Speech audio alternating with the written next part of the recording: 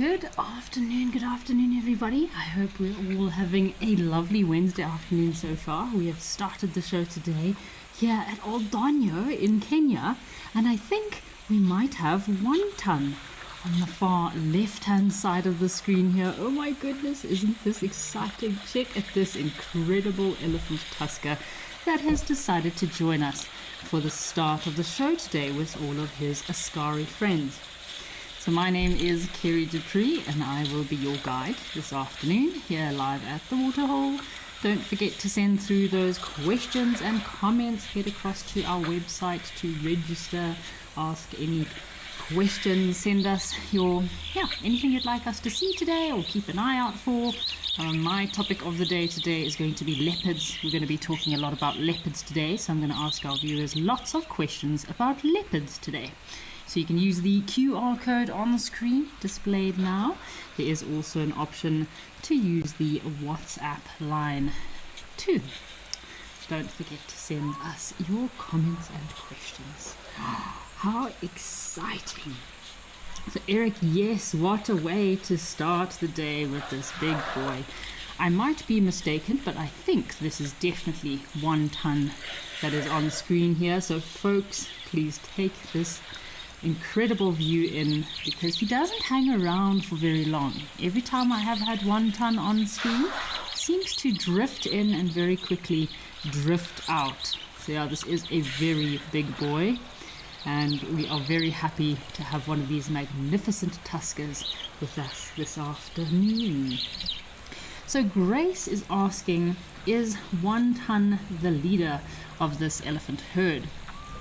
So Grace, the social structure of elephants, you have breeding herds and you have these bachelor bull groups. I was watching a lot of documentaries recently about elephants, and it's quite interesting how these big elephant bulls, I learned recently how you get these huge elephant tuskers that, because they have such long tusks, it makes them almost a bit vulnerable, because they can't actually fight or defend themselves with these incredible tusks of these. So they have a group of male elephant bulls that will join them and follow them on their journey, and they'll almost be like little askaris. The smaller bulls will almost protect and defend these larger big bulls, which is quite special if you think about it. I mean, it's these ancient massive icons of Africa then being protected by these younger, stronger bulls. Isn't that amazing? So we've also got an impala, male impala, that has joined us. I'm hoping some superb starlings might be coming down to the waterhole as well. That would be delightful.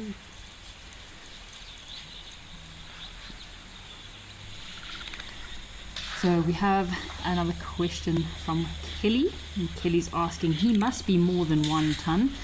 So Kelly, yes, I'm sure 1 ton does weigh a lot more than 1 ton, but they're referring to his tusks, and I'm sure that's pretty much where his name comes from, is referring to the massive size of those incredible tusks of his. I was watching about some of the big elephant tuskers that we get throughout Africa. Of course, Kenya, Tanzania are 2 locations where we still have some of these iconic tuskers left. So Kenya, Tanzania, South Africa, as well as Botswana and in Zimbabwe. But I don't think we have too many famous tuskers in Zimbabwe compared to like our 1 ton, as well as Tim, that big elephant tusker Tim. But it's amazing to see how some of these boys, their tusks, they get so long that they actually have to lift their heads up when they're walking. Otherwise their tusks would start dragging on the ground. So if you see with 1 ton here, his left tusk almost looks a bit worn, and I'm sure that is from his tusk dragging on the ground when he's moving.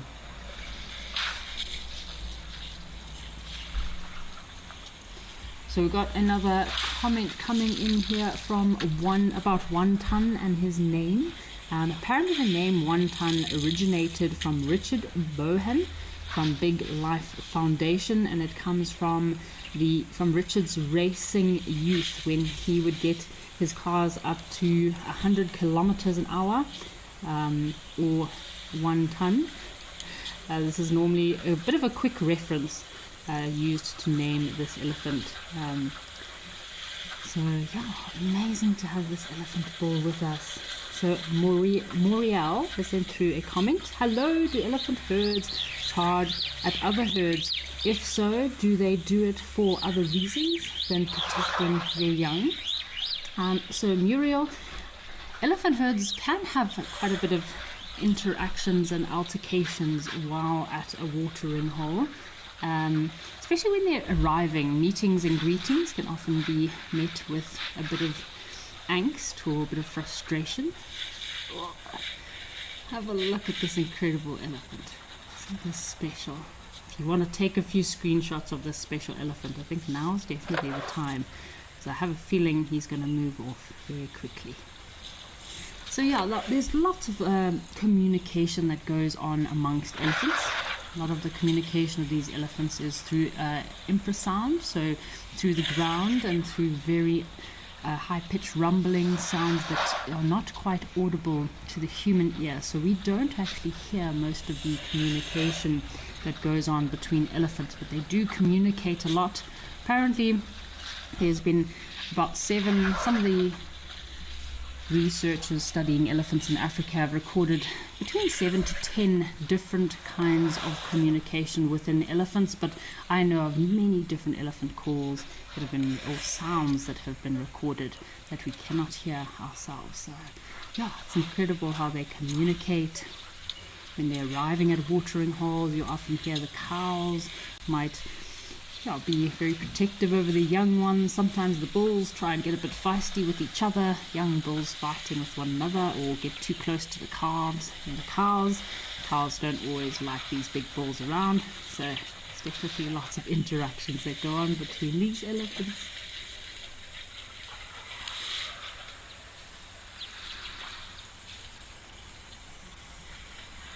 Alrighty, why don't we head across to Founders and see what is waiting for us at one of our other locations.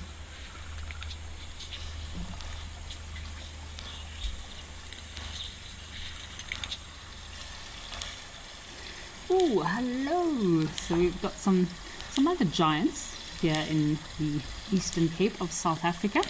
Looks like a big...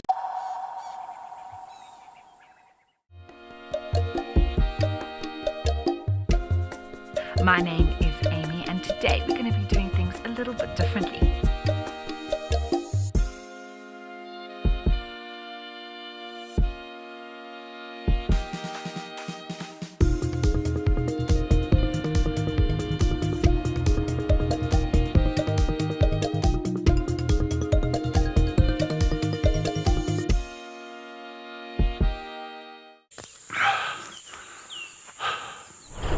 What does it take to handle the wild?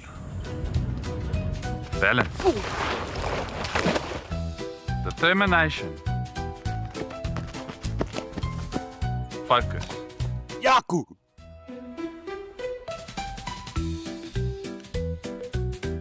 And gear that can take a beating so you don't have to.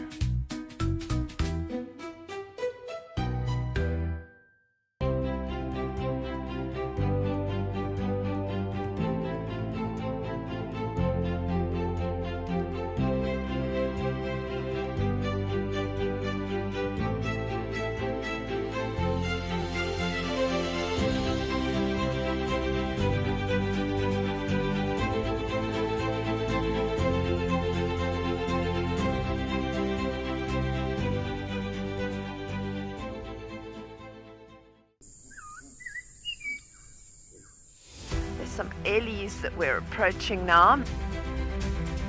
The light on her as well is absolutely gorgeous. So we are going to enjoy the rest of this sunset. Wow, this is absolutely crazy. And thank you for joining us. For myself and Cam, we will see you next time.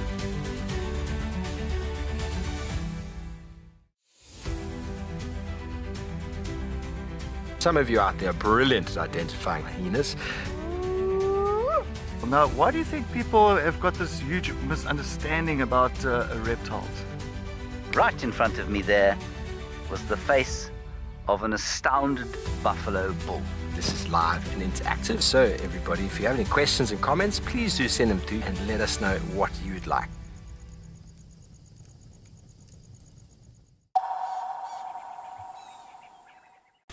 The reticulated giraffe are a lot darker. They have less white on their body, very prominent big spots. Some individuals might be lighter in color. This is a very impressive male giraffe on the right hand side here. And talking about giraffe and the Mara and Kenya, it is very exciting to have Kenya back on our live drives on the safaris. I've been watching them on the sunrise and sunset safaris the last few days, so very exciting to have Kenya back in the loop and back on our safaris. I see David and James have been having some really good luck with some lions.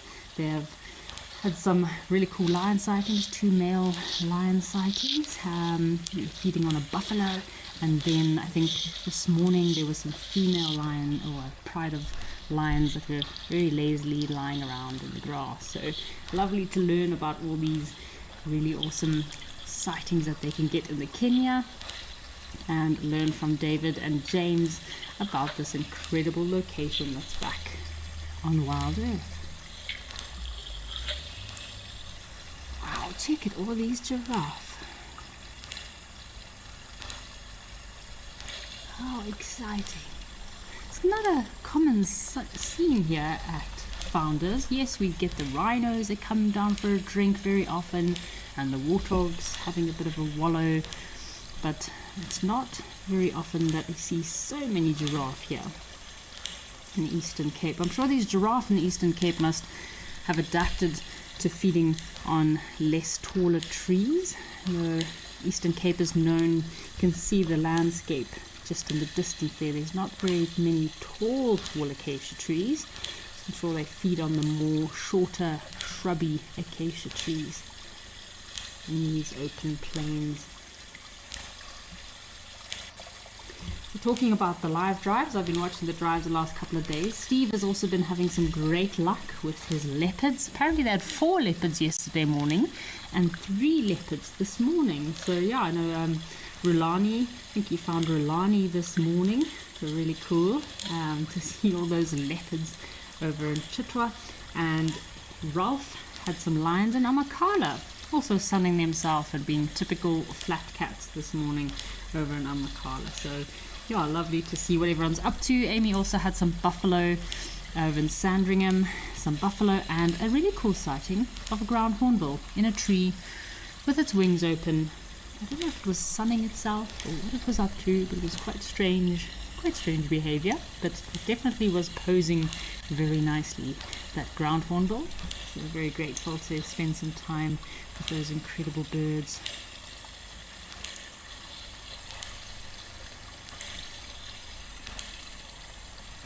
What a cool sighting. And off the giraffe head to continue their day.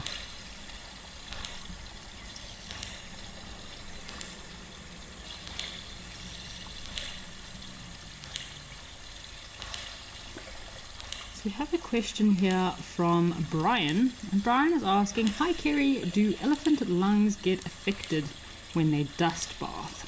So Brian, so elephants' lungs don't get as affected as we would expect. Yes, elephants do dust bath and they toss a lot of soil and sand over their bodies with their trunks. So it does create a bit of a perspective layer against parasites. So just like elephants will mud bath, they'll also dust bath to create a layer for the insects and also to protect their skin from the sun. So while it might look like they're breathing in a lot of dust, elephants actually have very large nasal passage, and it does help to filter out a lot of this dust. So the trunk does help to trap all these little particles before they actually reach the lungs. And their lungs are very well adapted in elephants. They're well adapted to these dusty environments, and they can live in very dry, arid areas. So it's amazing how all these animals are specially adapted to the different environments and different areas that they have to live in. So it's not like us humans, that some of us are slightly sensitive to dust and maybe get allergies or if having long-term exposure to dust, it can cause long-term negative effects. Wildlife and animals, they are so accustomed to living in the bush, to being exposed to all these elements that might not favor us humans, which is really incredible if you think about it. These are two males. Look like they are ruminating, standing around, contemplating what their plan is for the rest of the day. Wildlife is sent through a comment. Hi Kerry, lovely scene with giraffe drinking. Yes, wildlife, this is a lovely scene. We've started our day off with quite a bang today. We had 1 ton, the massive tusker elephant over in Kenya, in Eldonyo, and then it's so lovely to have these giraffe here in the Eastern Cape over at Founders Lodge. Seemed like quite a nice journey of them, probably about 9, 10 or 12 individuals all in this area.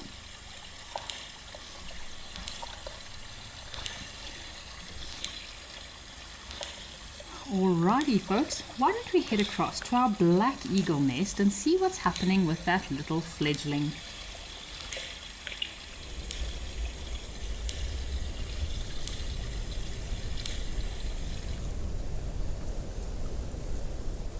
Oh my goodness. Okay folks, so this morning I was watching this black eagle nest. There was some activity this morning and this fledgling was busy jumping and flapping his wings, trying to get those bit of strength, a bit of muscles in those legs and wings. It was quite an interesting sighting to watch this youngster bouncing about this morning.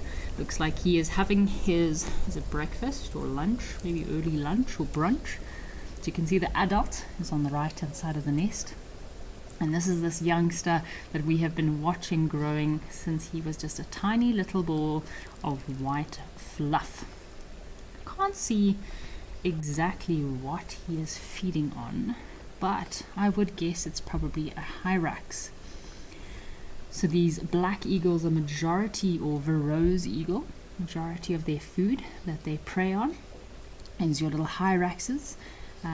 They will feed on small rodents, lizards, monitor lizards, or smaller primates, but generally at this nest, mostly what I've seen bringing in is these little hyraxes. I think 90% of the diet of these black eagles are hyraxes. This youngster looks like he's having a great meal. I cannot believe how quickly this little guy has grown. So Stacey, yes, I do love the feathers on the legs.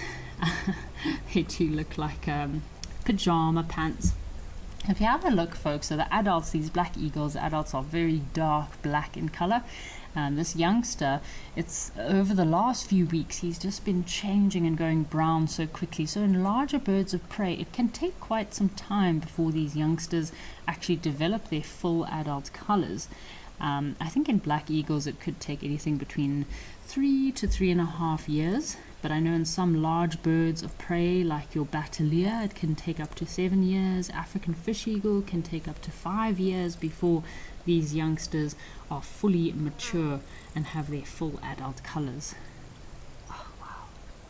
What a cool sighting.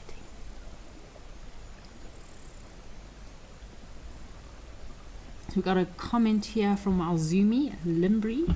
Thank you for your comment. Apparently the researchers think around the 15th to the 17th of September this eagle will be fully fledged. But it will be interesting to keep watching over the next few days to see when this eagle will actually be able to start flying. So thank you to Limbri for your comment on our eagle here. I know you must be quite familiar with this family. Imagine watching this family of eagles every day. I'm sure the Zoomies do learn quite a lot about these particular locations, especially if you've got this black eagle nest. End up becoming quite a fundi or quite a guru on these black eagles if you got to watch them every day. It surely did make my morning watching this little eagle jumping about on the top of this nest. So Frank is asking, where does the name Verreaux's come from? So Frank Verreaux's, I believe, was an explorer that came to Africa. There are a birding expert that came to Africa, and there are a few different birds in Africa that are named after Verreaux's. And he might have discovered the species or done a lot of work on this particular species. So yeah, this is a black eagle, or the new name, as I mentioned, is the Verreaux's eagle. You also get the Verreaux's eagle owl. So yeah, there are quite a few different birds that are named after the Verreaux's explorer. So Philemon says, what a pleasant scene of an eagle having a meal. Yes, I'm glad that this eagle's not bothered by us watching him having his meal. He seems to be very content, very happy, eating away. So both the male and female Verreaux's eagles, or black eagle, will hunt and bring food to the nest for this youngster. Predators, these predatory birds, they start eating meat from the time they hatch out of the egg. And that is because they need to grow so quickly in order to develop strong bones, develop the strong limbs and joints to grow their feathers, because they have to really kickstart their way into life quite quickly, these large birds of prey. So that's why they need to feed on quite a lot of meat. The parents, when they are feeding, they won't ever go too far away from the nest when hunting, maybe up to 2 to 3 kilometers, but they always stay within proximity of the nest in order that they can quickly attend to the nest if there's any distress calls. So today I wanted to chat a lot about leopards today. Steve has been having some incredible sightings with leopards, and I wanted to chat about the Sabi Sands and why they have such cool leopard sightings, which we will get to later in the show. But black eagles and leopards do have an association with each other. So leopards will often raid the nests of eagles, especially these black eagles. So leopards like to eat the eggs of black eagles, and if they do find a chick on the nest, a leopard will be very tempted to get a very easy meal by feeding on a little black eagle chick, unfortunately. So these eagles, it is difficult for them to raise their chicks successfully. Obviously they only nest once a year, so it's generally in August, September when they nest, and leopards are not the only predators of these birds, unfortunately. A big problem for these birds that cause them to lose their chicks or their eggs is baboons. Baboons are another hindrance, another little pest that come and raid the nests of these black eagles. So we have another comment from Mr. H. UAE 87, said he did first flight at morning. So Mr. H. UAE, this little guy.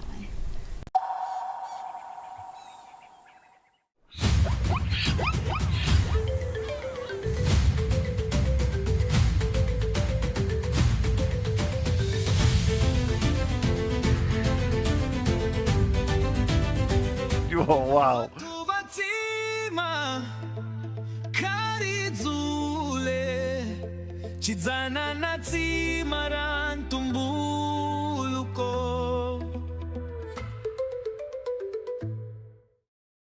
The Wild Earth Impact Foundation is a non-profit that uses the power of wildlife storytelling as a force for good. We create sustainable development projects that showcase conservation stories, empower people, and inspire environmental action. As a registered South African PBO, you can make a tax-deductible donation to the Wild Earth Impact Foundation. To find out more, visit our website. My name is Takudzwa Panda Msesani. I really want to film an artwork, and it has been my goal. I'll be just keeping my eyes open. The worst driver is James. He's driving, yeah. You gotta be holding on back in there, yeah? Like in bumps, and I mean, it happens when, these things happens when you're actually going for animals usually. But then, yeah, he's driving, yeah, you gotta put your seatbelt.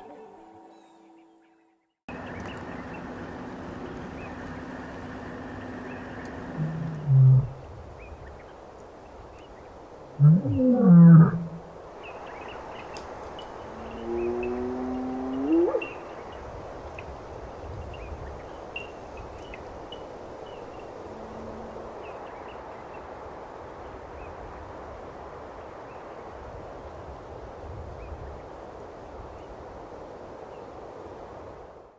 you hear that?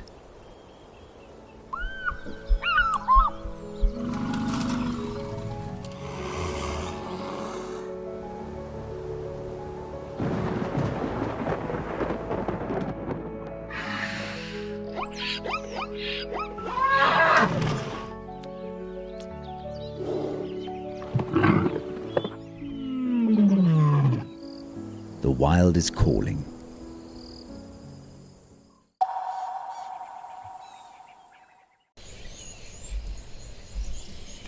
So yes, was it yesterday? No, Tuesday. I was live at the waterhole on Tuesday and we had some incredible elephant sightings. It definitely was an elephant day on, no, not Tuesday, Monday. Monday was an elephant day. We had lots of elephants and it's been so lovely to see all these breeding herds of elephants coming down to Tau. Most of the year, oh, check out these youngsters playing. There's two youngsters playing on the right hand side. So yeah, so far it's been a while since we've seen some breeding herds here at Tau. But yeah, Monday we had lots of elephants at all of our locations, elephant pool parties, elephant interactions, just so much elephant activity, which is always such a pleasure. So Wildlife Lady has commented, we have been so lucky to see this black eagle chick grow up to be such a gorgeous black eagle. Yes, Wildlife Lady, we're just referring back to some questions from our black eagle nest, and it has been such a privilege to watch this little fledgling or this little chick grow into a big eagle. Just another comment to catch up on. James is asking, do they ring birds like chicks or tag them? So yes, James, they do ring birds. In fact, Amy on her game drive this morning on the sunrise safari over in Sandringham, they saw a ground hornbill that did have a ring on. So the rings can help with identification purposes, and also in some cases some birds might also have tracking devices put onto them. So I know in vultures they have it's quite advanced nowadays, so almost like a little solar panel on the back of some vultures that they'll attach, and that will be a tracking device. And these tracking devices, just like with elephants, and they have collars, rhinos have ankle bracelets. Any special species that have these tracking devices is so important for us to learn and study these species and understand them better.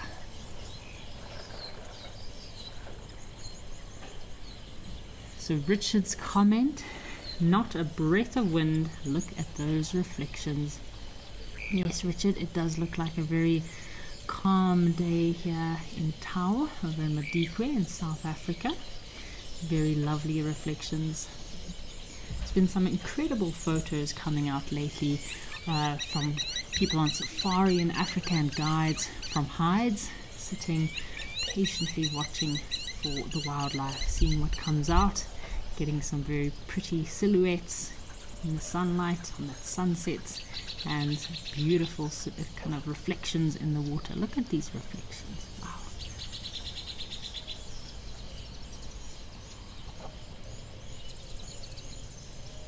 We've also got our waterbuck that have been in the water the last couple of days, feeding away at all of this nice lush green like reeds in the water.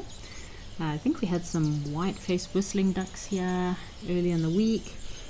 Maybe some red-billed or teals would be cool. Oh, look at this elephant. So have a look what this elephant is doing with his trunk.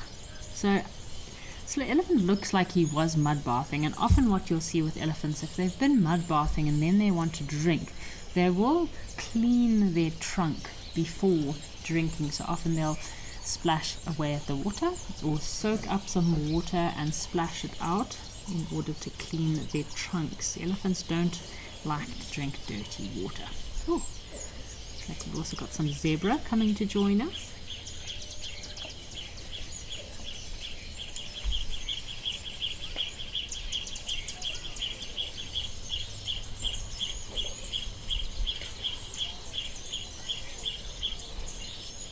Isn't this a lovely scene? Oh, we've also got our grey heron. We saw our grey heron flying into the water a couple of days ago. Oh, and our African spoonbill busy filter feeding.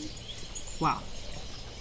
Tau is quite a busy location today. Lots of elephants, lots of wildlife, lots of birds.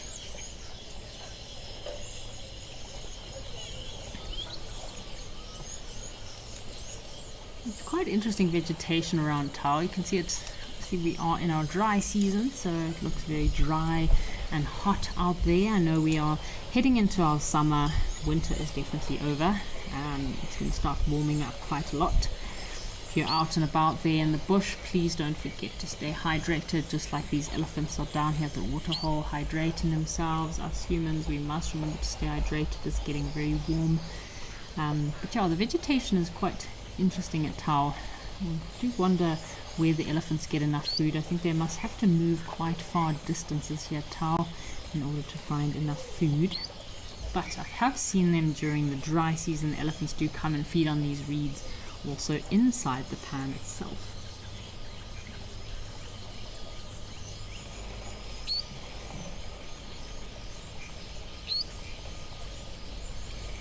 Sounds like we've got some weavers busy making their nests. It must be some village weavers that have started making a new colony probably. So I have a question here from Philemon. Philemon is asking, how much do newborn elephant calves weigh? So Philemon, generally a newborn African elephant calf can weigh anything between about 90 to 100 kilograms, which you're looking at about 200 to just over 200 pounds at birth. Asian elephants will weigh about 80 to 100 kilograms. So despite their size, that's only about 4 to 5% of their mother's body weight, which is incredible if you think about it. So a newborn elephant is heavier than a fully grown man, which is crazy. I think last time I stepped on the scale must be about 65, 66. So I think, yeah, if you think about it, if you compare to a human, how heavy a baby elephant weighs. It's incredible. Wow, look at all these elephants. It's such a lovely sight to behold.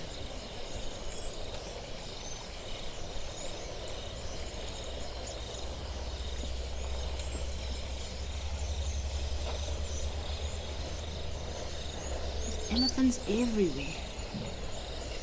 We are having some really special sightings today of elephants. As the temperature heats up, you see these elephants coming down to the residential waterholes a lot more regularly. And I think we've got a little elephant mud party going on there. Look at these youngsters playing in the mud.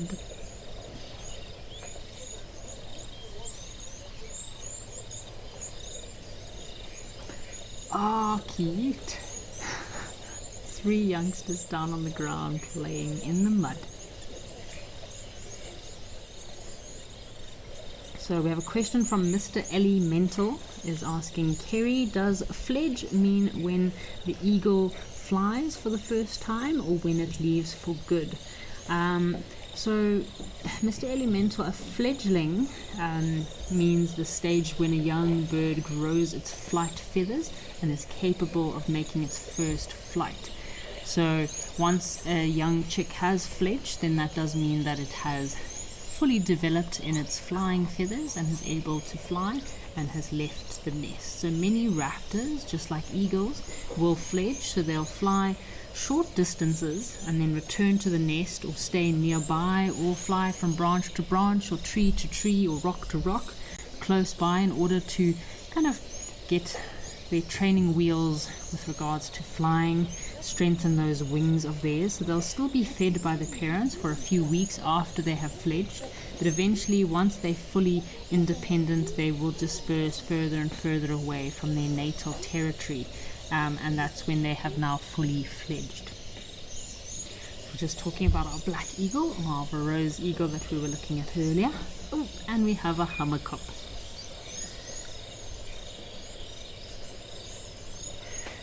So Candy is asking a question, do all mammals get collars and birds get rings? So Candy, yes, mostly. So with birds, it's easier to just put a ring onto their legs. As I mentioned, in different bird species, different areas, they'll have a different coding or numbering system. So every time I've ever got any pictures of vultures with rings, birds with vultures with rings, smaller birds with rings, vultures with tracking devices. Sometimes in vultures they're quite prominent, they're yellow. It's always a good idea to send through. I always send this information through, and it helps to track these individuals. What's happening with these elephants? Look at this guy. Sorry, it seems like these elephants are having such a great time in the mud today. So yeah, Candy, it's always about the animal, their safety, or the birds, and just trying to have something that is as uninvasive as possible. So you don't necessarily want to put a giant collar onto a bird, especially because they've got feathers. They can get caught in these feathers. So generally you want to just make it as natural as possible, and it's easier to put a little ring onto the bird's legs.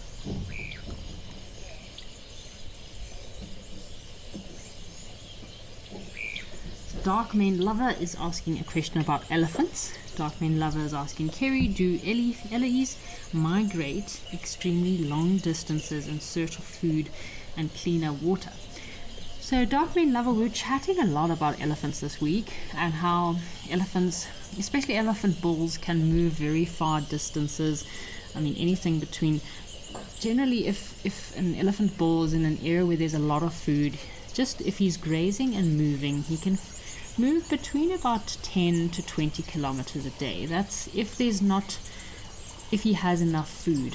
But breeding herds need to move quite extreme distances in order to get enough food and water for those little ones. They've got these little calves with them that are very much water dependent. Even the cows need to drink quite regularly so they don't dehydrate themselves. So big elephant breeding herds can move between 30 to 50, maybe even 60 kilometers in a 24-hour period in order to find food and water. Sorry folks, I think we're going to just have a bit of a quiet moment just to watch and see what are these elephants up to. These two young sub-adult bulls, I'm guessing, that have just decided to let their inner child take over and have some fun in the mud.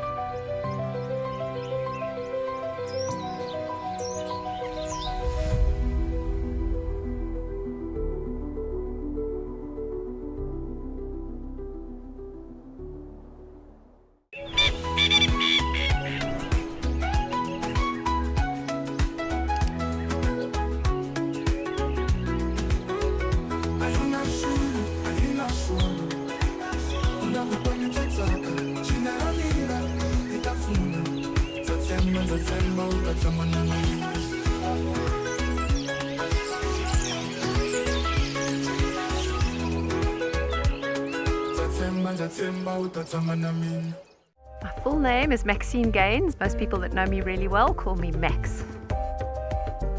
I'm a mum. I have two boys. One is 16 years old and one is 14 years old. I'm a very, very proud mama of my two boys. I've just always been passionate about leopards. I'm passionate about their conservation. I'm just passionate about everything to do with leopards. I love them.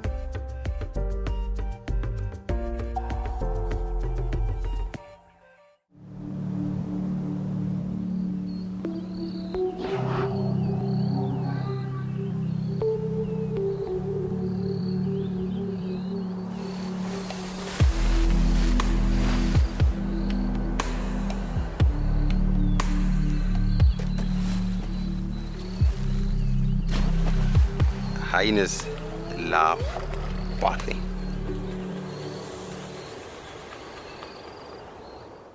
Out here, every wild moment counts, and as a wild earth explorer, you will not miss out. Watch the Wild Earth channel ad-free 24/7, and you can even rewind if you have missed out on something. Enjoy the behind-the-scenes video clips as well as fireside chat, or get the early offers on our travel experiences. It's the best way to stay connected and be part of the Wild Earth family.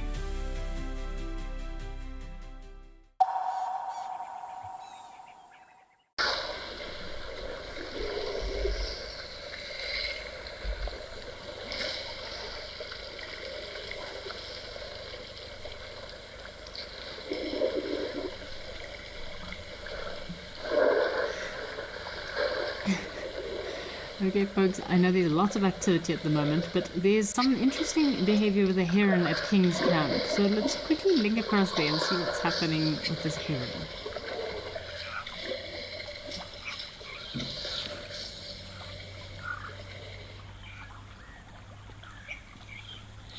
Okay. Are the terrapins going to eat the heron, or is the heron going to try and attack a terrapin? So generally herons feed on small fish, little reptiles, lizards, aquatic invertebrates. I've seen a heron eating a skink before, but I've never seen a grey heron try to eat a terrapin. Maybe they're having a chat, maybe they're having a conversation, maybe there's a little AGM going on at this pan. We had some domestic disputes. I'm not quite sure what's going on with this heron. Very unusual behavior. The terrapins do look like they're standing up to this heron. And I think the heron will be very much outnumbered. Rather strange behavior. The perfect little sunning spot for these terrapins, though. They seem to just be going about their day, not too worried about this heron. I think a larger, maybe Goliath heron could maybe pose a threat to these little terrapins. And if you have a look, that heron's got a very long bill, which could be perfect for trying to extract a terrapin from its shell, although they don't seem too fazed.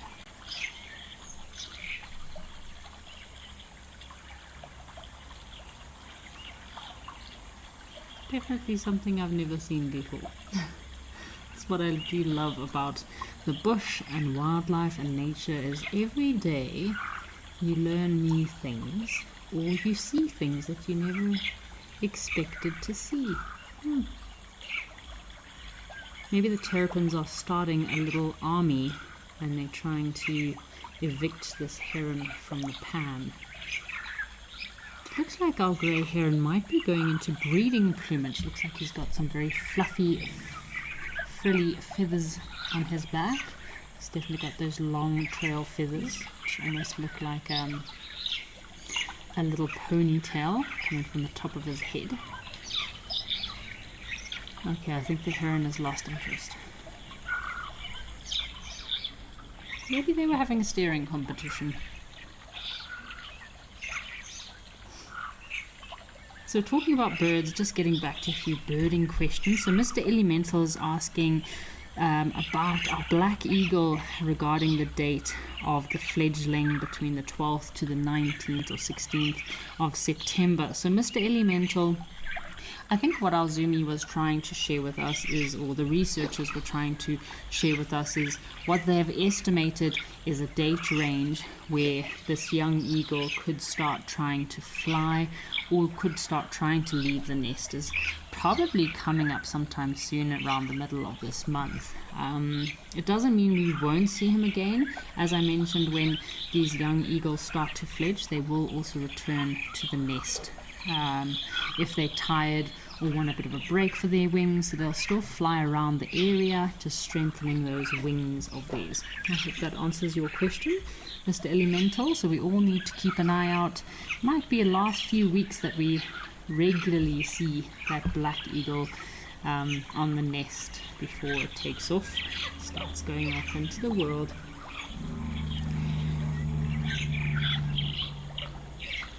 So Fiona has commented about the elephants. Looks like we were one with the herd. Yes, Fiona, it did feel like you were part of that herd of elephants. Just right in there, joining in all the fun. Ivan is asking, what is the most musical bird call you heard in the bush? Ivan, let me think. It's quite unusual, Ivan, because I find a lot of birds in the bush. The prettiest birds don't always have the nicest calls, so like your rollers, or have your rollers, and some of your bee eaters don't actually have very nice calls. They're very like nasally calls. So I have to give that a bit of a thought, but I do like the crested and plumed guinea fowl do give quite a cool little rustle through the forest. You always get very excited when you hear the calls of these crested or plumed guinea fowls. Herons and egrets make quite awful calls as well. So I'll have to give that some thought, Ivan, but if any of our viewers would like to send through the comment of their favorite bird call, I'd love to hear what you think is the most musical bird call. Ivan, I think some of those birds of paradise, I'll have to give them the cake for that. They have very beautiful calls and very elaborate mating displays. Some of those birds of paradise over in South America and Brazil. But I'd love to hear from our viewers what you think the most musical bird calls are. So Wildlife Lady has commented, he's just hanging out with his buddies. Very interesting to watch. This is about our heron and his terrapin friends. So herons are mostly solitary. In some cases you can find pairs during the breeding season, but maybe this heron just got bored and he was trying to strike up a conversation with some very unsuspecting waterhole little waterhole friends, those terrapins, although the terrapins didn't seem very interested in giving this poor heron much of a conversation.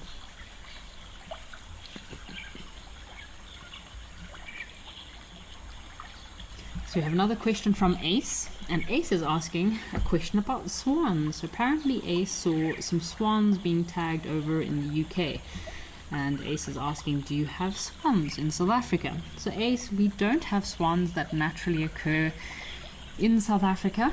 We have swans maybe in sanctuaries or that have been domesticated, but I don't know if the swans don't naturally occur in Africa.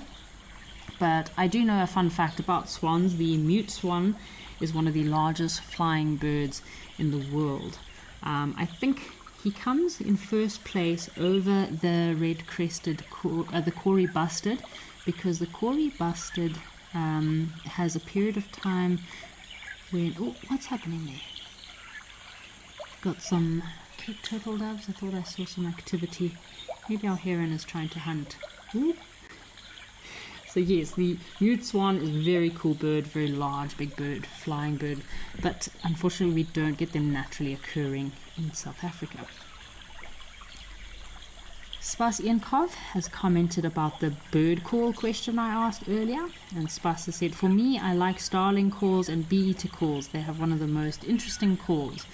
So yes, Spas Iankov, starlings and bee-eaters do have very cool calls. I do also love the call of the little pearl-spotted owlets and barred owlets, as well as owls. It just makes me happy when I hear nocturnal bird species calling. It's just so lovely, falling asleep to the sound of nocturnal birds.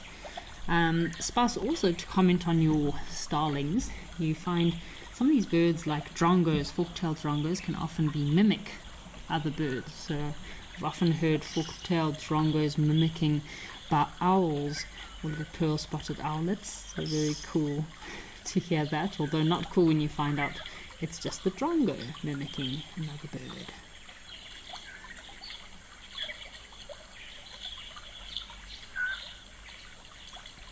So we've got a comment about our black eagle. So Eagle Lover has commented, hi Kerry, it seems black eagle juvenile fledged yesterday afternoon after 2 p.m. Probably male as they leave the nest earlier. Thank you so much for that information, Eagle Lover. I guess it all comes in your name there. You must be obsessed with those black eagles. So it seems like our little black eagle chick has already started fledging. We did see it on the nest earlier today, but that doesn't mean that it hasn't already started to fledge and started to fly. It would make sense why he was so active this morning, jumping about, strengthening his wings for his next little wander about. Very, very cool that black eagle has started fledging already. Brian, I agree with you about our heron here. This heron does move like a thief in the night. Or like someone who's trying to sneak into the kitchen and there's a very creaky wooden floor, but you're trying to not make any noise while you sneak into the kitchen and grab some midnight snacks. So these herons use this incredible stealth and very good keen sense of eyesight while they're moving through the water like this to look for any movement of any fish or frogs, and then they have a very sharp, fast, accurate ability of catching these little creatures in the water.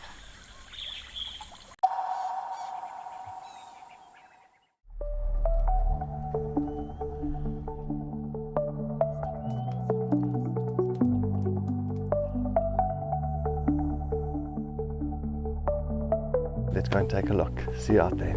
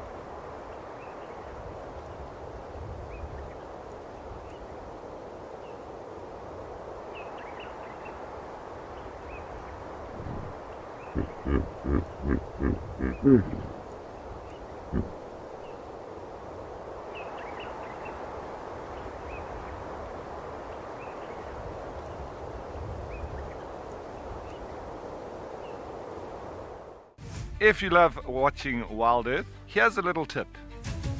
You'll gain access to the channel ad-free. You can rewind and rewatch sightings and gain access to our live Tuesday safaris.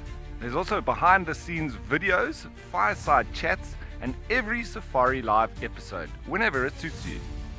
It's just the best way to connect with nature.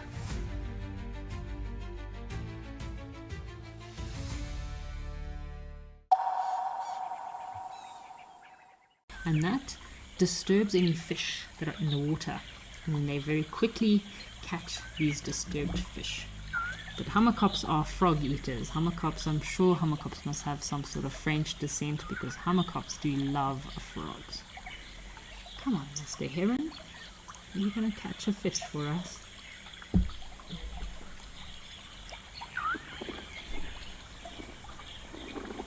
Such keen sense of eyesight that they can see any movement, detect any movement in the water. And they have that long neck of theirs, which gives them the extra ability, that extra bit of reach to catch their prey without being seen.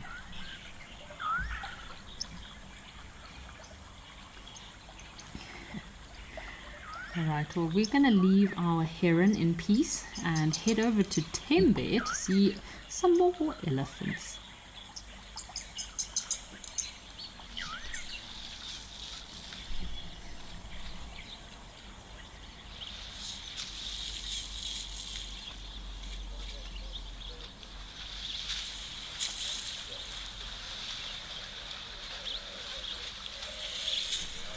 So it seems to be elephant pool party time everywhere. Look at these elephant balls. They've just gone into the water and they're just down, having a good swim, covering themselves in this nice cool water on a very hot summer's day. Do also have some woolly neck storks here at this location. Lovely to see those woolly neck storks back. Ah, check out these big balls. It's so fascinating to me. You very rarely see elephant cows swimming. The only time I've ever seen elephant cows swimming is when a whole herd is crossing a river to get to an island or get to the other side of the river. But generally, most of the time, it's just these big elephant bulls that you see swimming, playing with one another. They just have so much fun in the water. And of course, little baby elephants, babies and the sub-adult bulls. They really do have a great time playing in the water. Oh, sometimes frightened reason Nyala. Seem to be a little bit nervous. Could just be all the elephant fun that's happening. It's quite overstimulating on the senses. Let's just have a bit of a quiet moment, folks. I'll listen to these elephants swimming.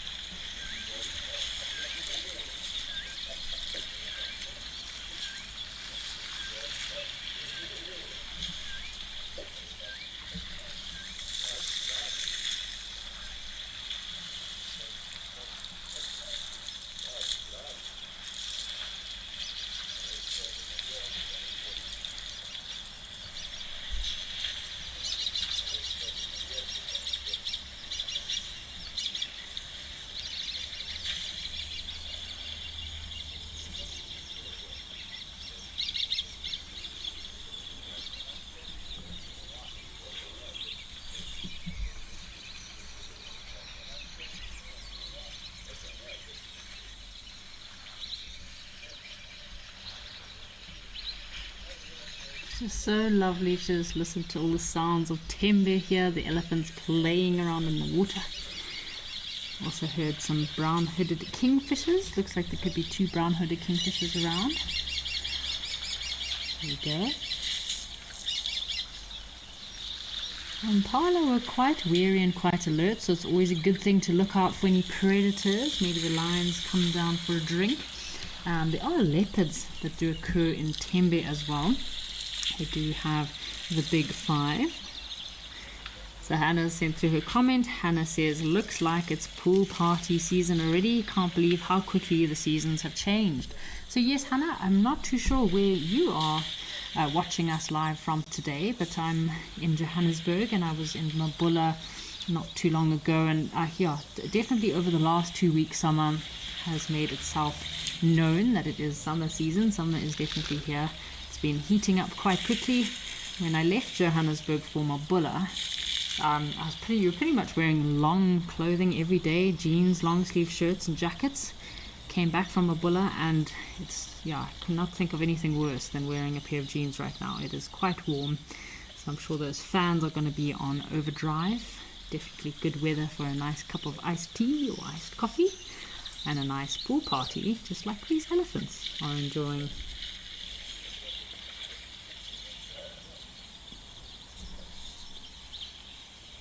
Have a look, that poor male Nyala's trying to come down for a drink, but he keeps getting disturbed by the elephants. We have a question here from Jacob, age 11. He's asking, why are elephants grey? So I guess Jacob's referring to elephant skin. And Jacob, so elephant's natural skin color is a bit of a greyish tone. Sometimes it does appear darker or lighter depending on the age or genetics, environmental conditions. In your Asian elephants, for example, you get a lot of pink pigmentation or like light colored pigmentation. I've seen it quite often, especially in ears and their trunks.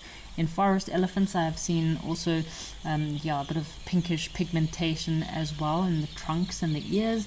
I know in Juma there was, or Sabi Sands area, there was a little baby pink elephant that had pink patches on his skin. So, but generally the reason for the coloration on an elephant's skin is for camouflage and protection. So the grey is a very good neutral colour, especially in the savannas and woodland environments. It blends into the earth and the dust.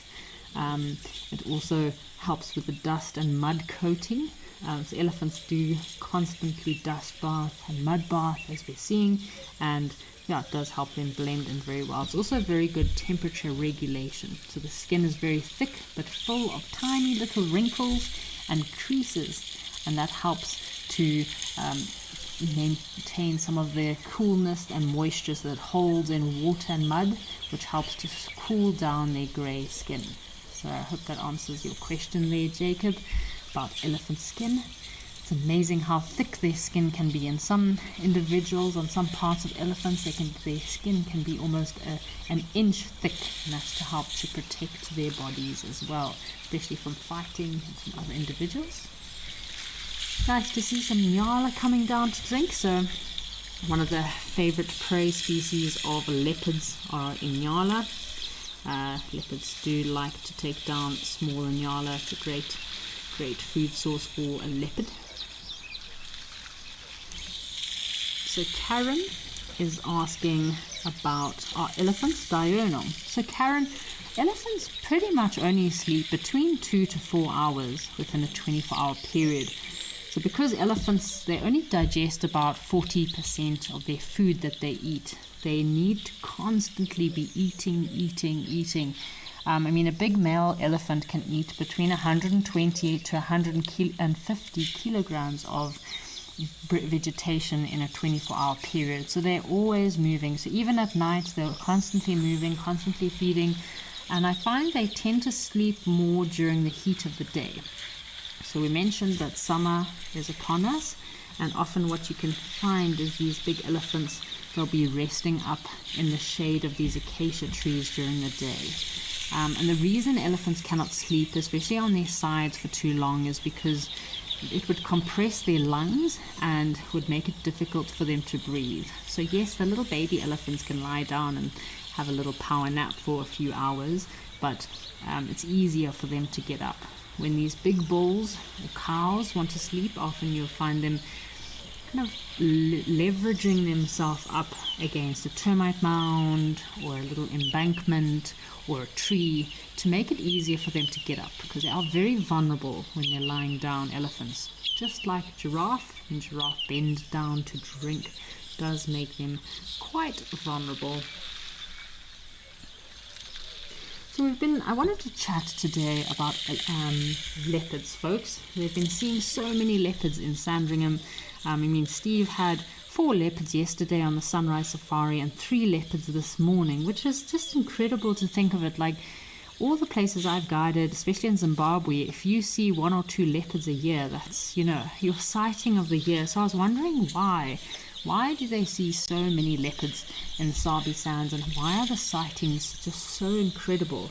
And some of the main factors that I came up with or managed to find on Google is, so the habitat is obviously perfect for those leopards in the Sabi Sands. They've got very rich habitat as well as an abundant prey species. So because the habitat is perfect, they've got those prime leopard country, there's mixed riverine vegetation as well as dense bush, which provides also not just a perfect habitat for the leopard but also for their prey. So because they have a high density of impala, bushbuck, duikers and other medium-sized antelope, that provides a lot of food for these leopards in the Sabi Sands area. The leopards have also been protected for a very long time in this area. So lots of the game reserves or private reserves that I've worked for, some of them might have done hunting in the past, and leopards do take a very long time to recover. And when I say recover, I mean calm down and domesticate, like kind of get used to people again and not instantly run away. So because these leopards in the sands have been protected for such a long period of time, it's kind of built a trust between the leopards and people. So for decades, these leopards have been free of any hunting or persecution. They've been very much protected in this area, which allows them to become more climatized to vehicles. So they've become very habituated to vehicles. Obviously guides and game viewers, that's why it's so important that you respect leopards in their space, so that animals can trust the vehicles again. And these are just a very few factors that I found out about, why the leopards are so relaxed in the Sabi Sands, why you see so many leopards. So it's a really special location for leopard viewing. And all these little things really do help to kind of make the overall population a lot more relaxed around people. And once you get one generation to the next generation, when cubs grow up used to people and close with people, then they also become very much acclimatized to safaris. So just very awesome to kind of think about why the leopard population is so healthy and also so relaxed in the Sabi Sands. So Tinas is asking a question. Hello, Tinas. Tinas is asking, have you ever been to the Mara?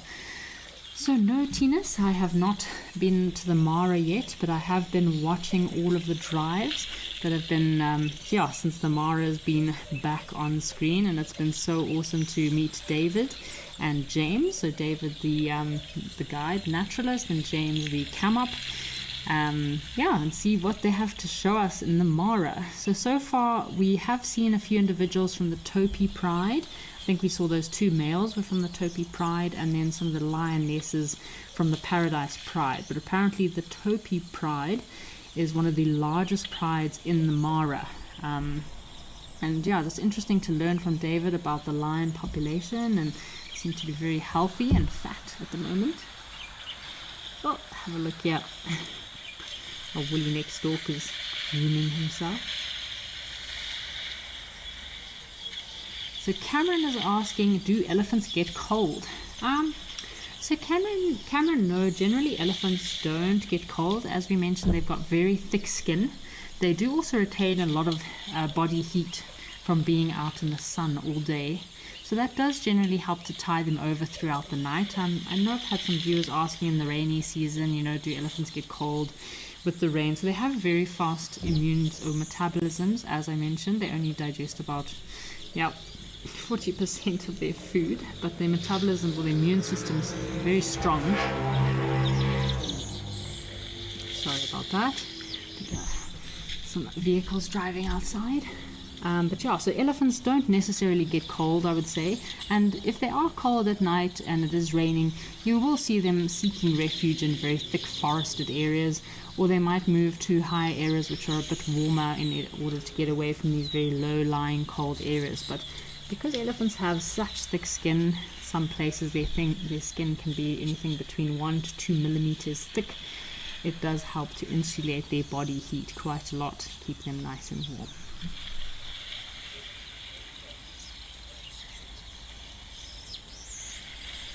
Lots of little sand bathing spots around, or dust bathing spots around this pan, where after the elephants have had a swim, they seem to like to go and dust bath around this pan here. So have a look at these little elephant dust bathing holes.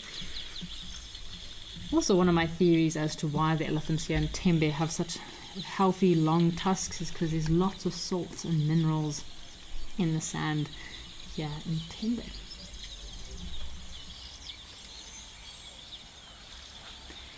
Alrighty folks, why don't we head back to Serendella and see what the elephants are doing over in Thorny Bush.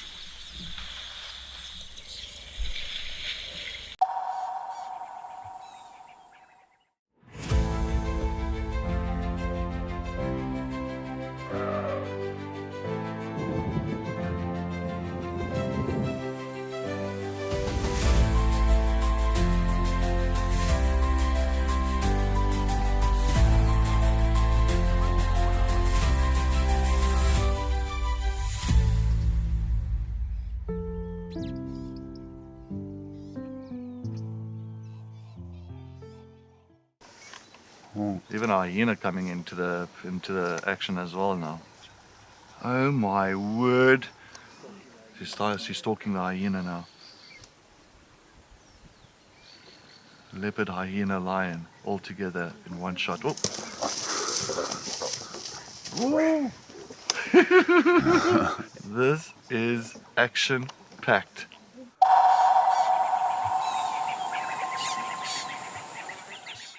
My full name is Maxine Gaines. Best part of the job, gosh, I just love everything about guiding. I love being able to observe animal behavior and animals behaving naturally. So for me, that's by far the best part of the job.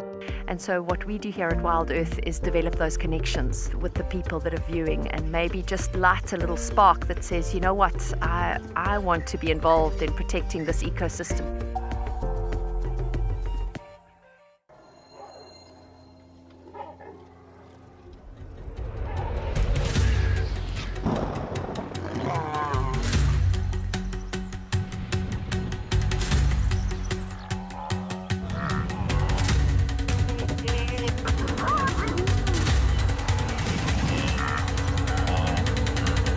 Greatest wildlife spectacle on planet Earth. We'll see you there.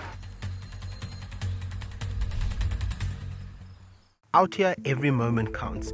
As a Wild Earth explorer, you won't miss a thing. Watch the Wild Earth channel ad-free 24/7 and rewind if you want to catch something again.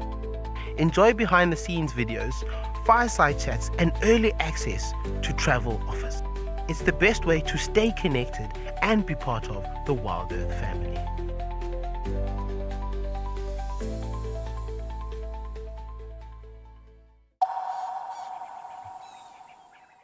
More of a threat to elephants than leopards. I mean, some lions in Botswana and Zimbabwe, parts of the Kruger prides of lions have been known to take down sub-adult elephants and elephant calves. Ooh. Sorry folks, I think we had a trouble with our camera. We've just linked across to Lentore in Kenya, and we've got a little squirrel coming down to have a drink. Oh. Looks like it could be a ground squirrel. So lovely to see these squirrels coming midday for a drink. Maybe if we're lucky, the baboons will come down later this afternoon. Lentore is a good spot to do some baboon watching and bird watching. Some really epic birds that come down to this waterhole. All your little finches and waxbills. This tree is a favorite amongst the baboons. You often find the baboons playing on this tree, getting up to nonsense. So Lydia's asking about our warthogs. Oh, looks like we have a little terrapin. So Lydia is asking about warthogs. Why do warthogs have manes? So Lydia, it can be an anti-predatory defense to make the warthogs look bigger than they actually are. Especially in big males. You find big males will often have quite prominent fluffy hair or crest manes on their backs there, and I think it's probably an anti-predatory defense. Wow. So we haven't been to Lentore in Kenya for a while, and it has dried up quite a lot since the last time I saw this location. What do we have here? Ooh, Alzumi is showing his incredible skills here. Well done to Alzumi for zooming in on these little insects and butterflies down at the waterhole. Have a look at this one. It looks like there's some wasps. I'm not very familiar on my Kenyan wasps, but if you have a look here, there's a bright yellow wasp. I don't know if anyone knows, but in Brazil, there's actually a wasp. What is it? It's a tarantula-eating wasp that occurs in Brazil. It is massive. It's probably about 20 centimeters long, and it's this very aggressive-looking little wasp that feeds on tarantulas. Yeah, I saw a friend of mine who lives in Brazil, and she found one of these tarantula-eating wasps. Oh, we also have some bees coming down for a midday drink. If you're ever on safari, folks, make sure you never drink, especially in the dry season, middle of the dry season. Never drink out of your can. Always empty your drink into a glass, because often bees go into those cans when you're not paying attention, especially if it's something sweet like a Coke or a Sprite. And the last place you want to be stung by a bee is inside your mouth or down your throat. Oh, I've also got a very interesting looking creature on the left hand side. What is this? Oh, it looks like a little locust of some sort.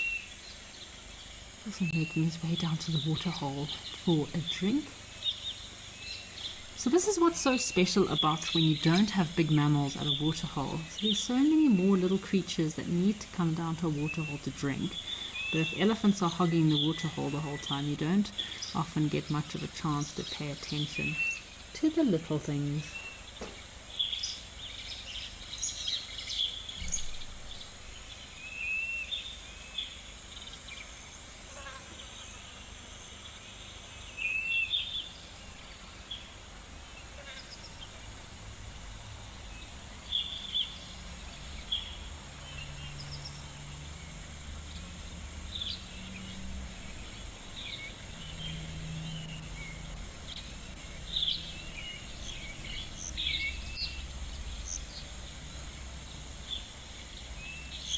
Isn't this lovely watching all the insects coming down?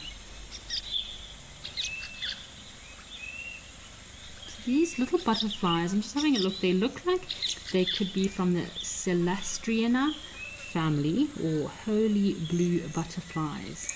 So their wings are quite bright with a light white with quite a bright colour of blue.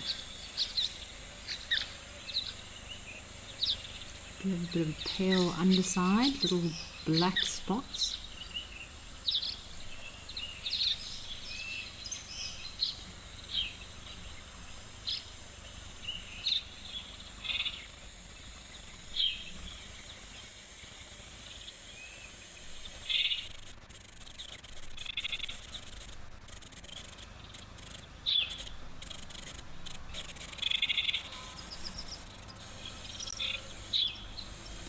Must be some Mopani flies.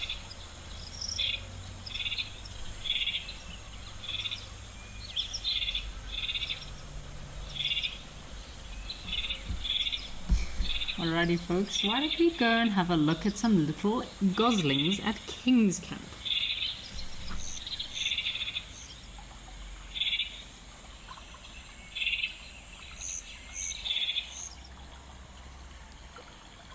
So it seems like it's the season for our little Egyptian geese to have youngsters. This must be the hatching season because we've got some more little baby Egyptian geese. I think we had, where was it? A tembe.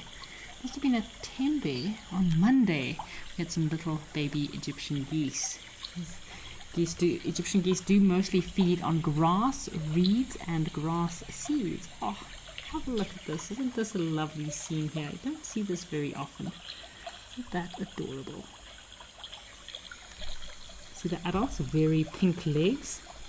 So Heather's asking a question about our bees. Can all bees sting? And no, Heather, not all bees can sting. You get the Mopani bee, I know most people think of it as a Mopani fly, but it is actually a bee. It does make honey and they don't sting. And it's quite interesting because Mopani bee has much more delicious honey than the African honeybee. Grant also sent through his comments, says, I love these little macro safaris where we can look at the tiny stuff like an entire different world. So Grant, yes, I do. That's why I do love sitting at waterholes for hours on end. It's not always about the giant big creatures and the big five. It is also lovely to spend some time with these smaller creatures. Like, have a look. Isn't this awesome? Just sitting here watching this family of Egyptian geese feeding on some grass at the water's edge.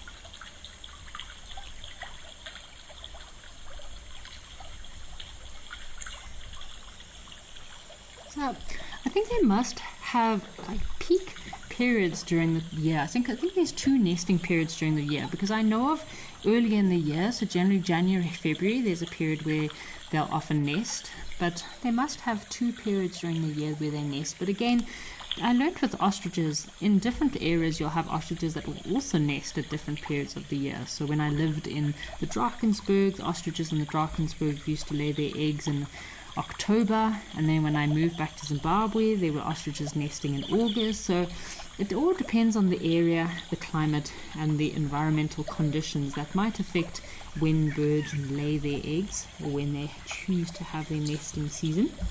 So the Egyptian goose is widespread across Africa.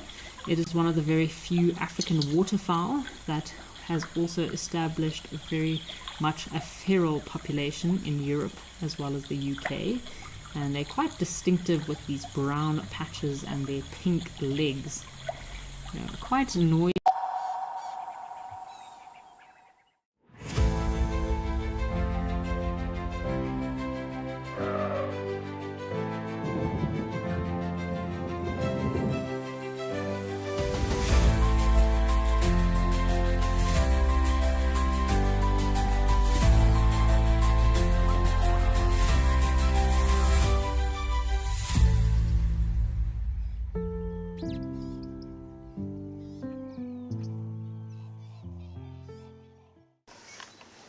Even a hyena coming into the action as well now.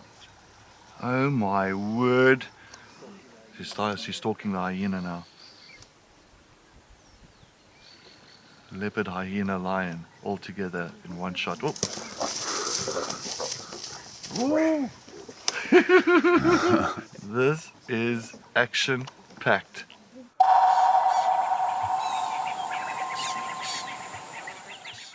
My full name is Maxine Gaines. Best part of the job, gosh, I just love everything about guiding. I love being able to observe animal behavior and animals behaving naturally. So for me, that's by far the best part of the job. And so what we do here at Wild Earth is develop those connections with the people that are viewing, and maybe just light a little spark that says, you know what, I want to be involved in protecting this ecosystem.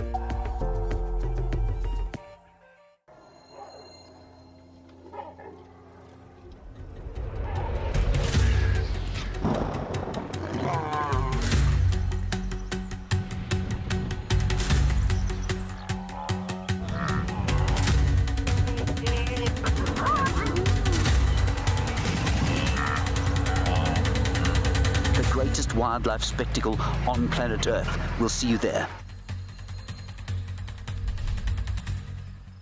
Out here, every moment counts. As a Wild Earth explorer, you won't miss a thing. Watch the Wild Earth channel ad-free 24/7 and rewind if you want to catch something again. Enjoy behind-the-scenes videos, fireside chats, and early access to travel offers. It's the best way to stay connected and be part of the Wild Earth family.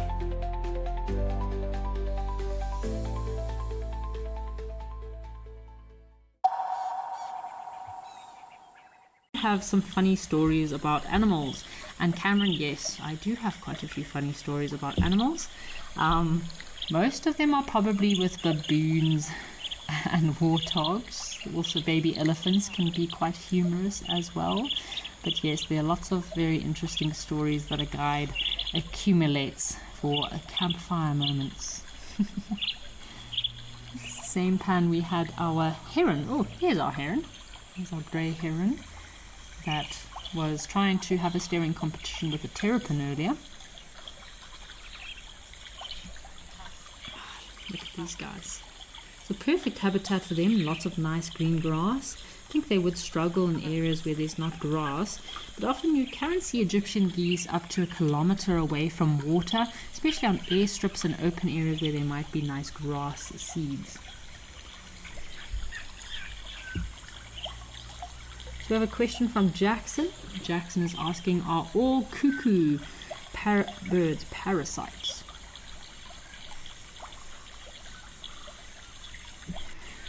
Alrighty folks, let's head across to Shalati Sunrise and see some hippos.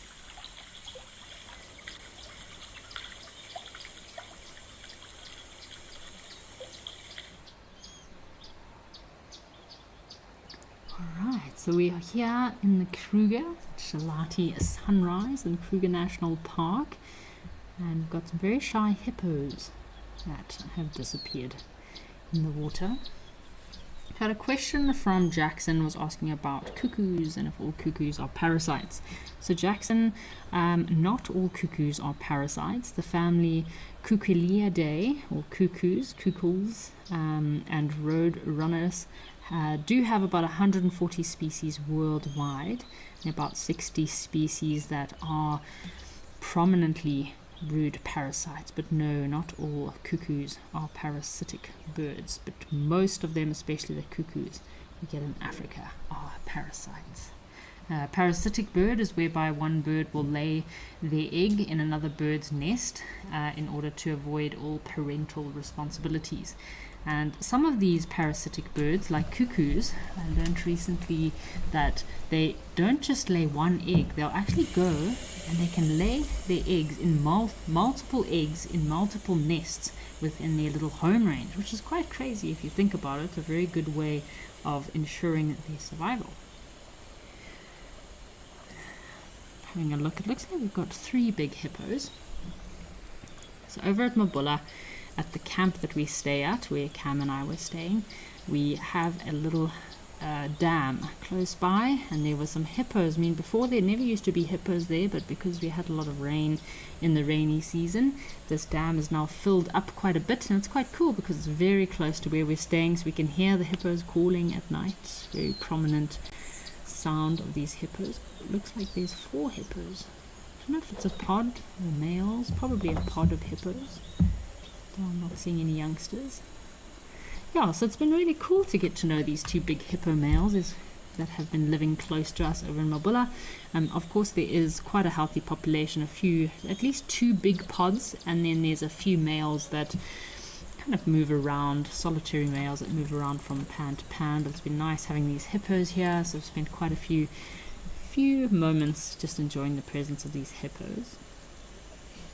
They will probably be waiting for nightfall so they can go and graze in the open plain. So hippos are herbivores. They will mostly feed on grass at night, although hippos have been recorded eating meat from carcasses during the dry season. So if they are short of food and they are very hungry, they can be recorded feeding on carcasses, although it is very rare as they are herbivores. Unlike warthogs and bush pigs, which are omnivores, so you can find, I've seen bush pigs and warthogs eating at kill sites.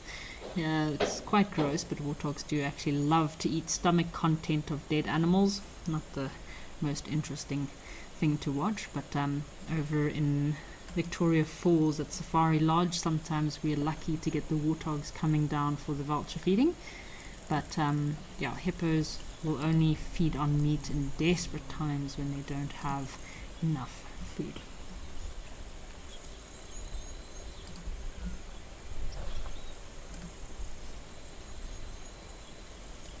Ooh, so Doug has sent through some interesting information about hippos. Apparently Pablo Escobar's pet hippos, which were left behind in Colombia, have formed a wild population, now one of the largest populations of hippos outside of Africa. Wow.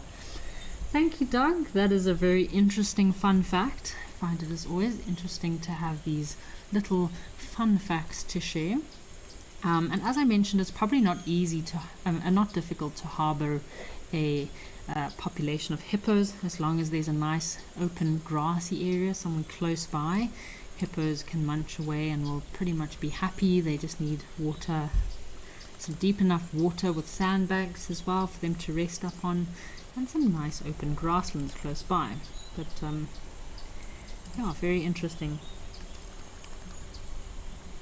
So Cameron is asking, do you give special names for the animals? Yes, Cameron, we do have special names for the animals on our safaris, so in our different locations. We have also started naming some of our animals on Live at the Waterhole as well. Right, seems like we've got quite a cool view over in King's Camp. Let's link across there and see what is waiting for us.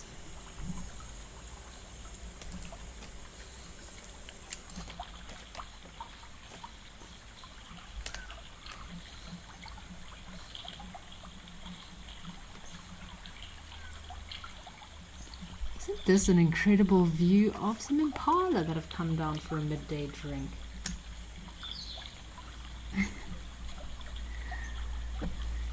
So it's a nice big herd of impala. So this is a family group or a female breeding herd. You can see the male in the middle. These impala do need to be very cautious when coming down to drink at a waterhole like this, because for example, if this was at Tau over in Madikwe, One of those crocodiles, if the water is deep enough, would be very tempted to latch onto one of these female impalas and make a nice meal. It is a lovely day for reflection. Seems like a very calm day at most of our locations, and calm I'm meaning there's not too much wind, so it's a perfect day to get some nice silhouetted photos. Some of these silhouetted photos that are coming out now, you can barely tell which is the animal and which is the silhouette. It's incredible, the photography and the camera gear that is out there.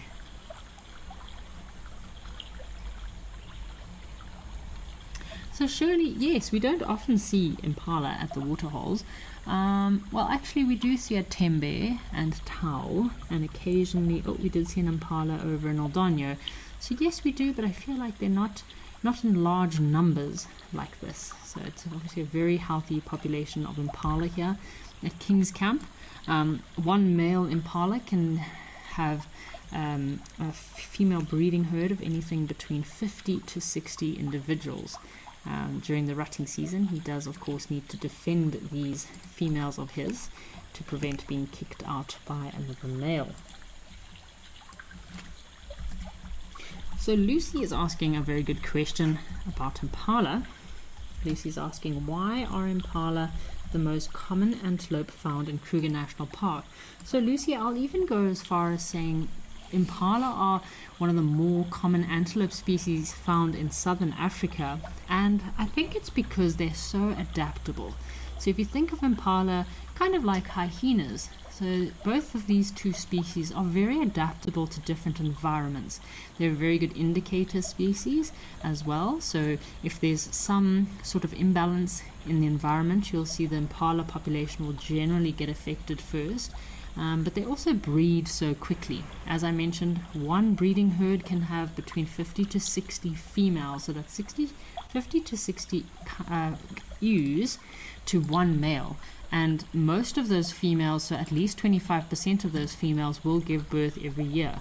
And yes, they are targeted by all predators, but they generally have quite a large success rate because there's such an influx of young ones running around. So even if only 10% of those baby impala survive, they're still in such large numbers that their populations still manage to thrive. Whereas, for example, the little bushbuck that only occur in little solitary pairs, they'll only have one calf, one little youngster, and they can very easily be taken out by leopard or wild dogs, any other predators. So yes, impala are a very successful species in southern Africa. Looks like our terrapins have disappeared off of their log.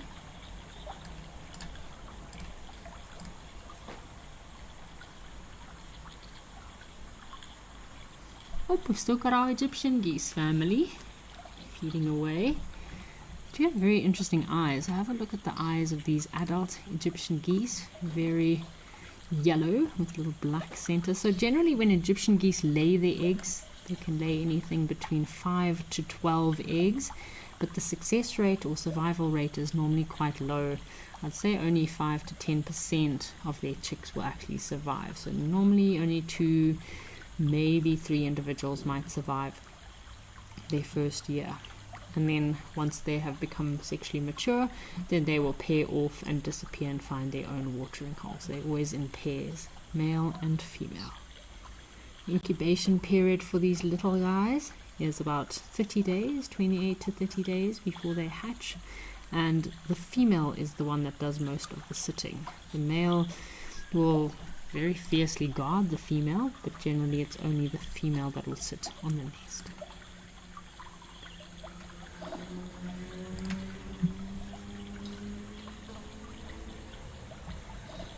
Looks like they are very hungry this afternoon.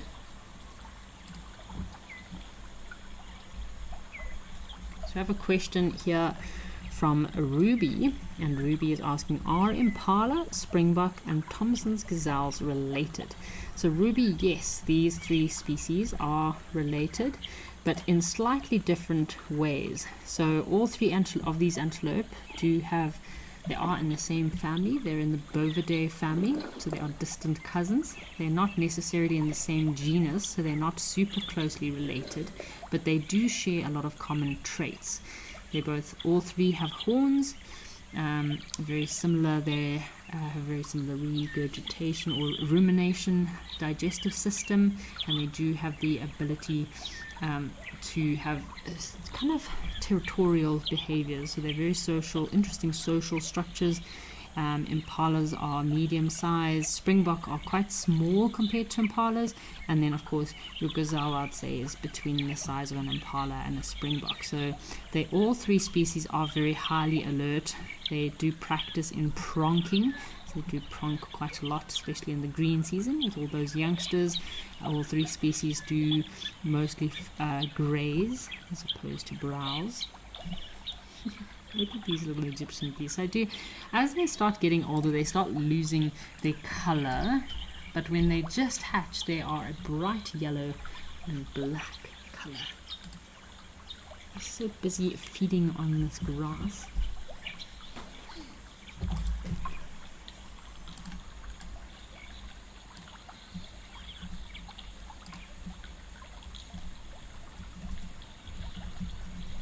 So these birds are very sacred birds in Egypt. So in the ancient Egyptian culture, they do worship these birds. They are on a lot of their temples and in their paintings.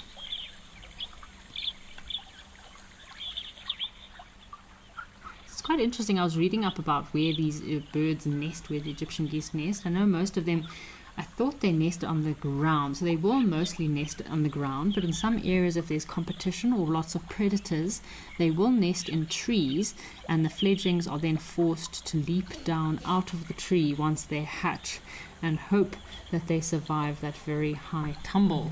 I was watching a documentary recently about these geese that occurred somewhere, I feel like it is somewhere probably in Europe, in these very mountain filled areas, and these geese actually laid their 3 little eggs on the top of a huge big peak, and once the chicks hatched, they had to jump off of the edge of this cliff, this tiny little cliff, and somehow survive the fall. So luckily when these little chicks are young, they're very nimble, their bones are still soft, and by some miracle these geese manage to survive because they can't make their nests at ground level because there's too many predators, probably like pumas and mountain lions, but they nest up on these cliffs, and the chicks have to survive the tumble all the way down to the ground. It's about 50-60 meters. Whoop.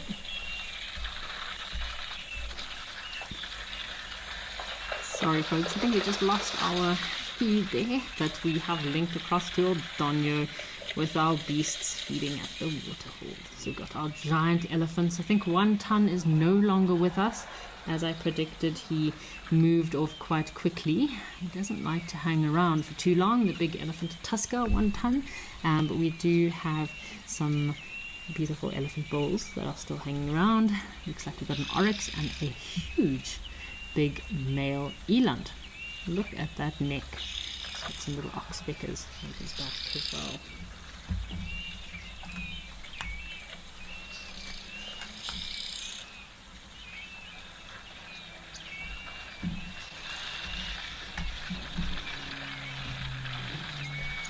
Interesting sounds. I'm hearing some unusual bird sounds.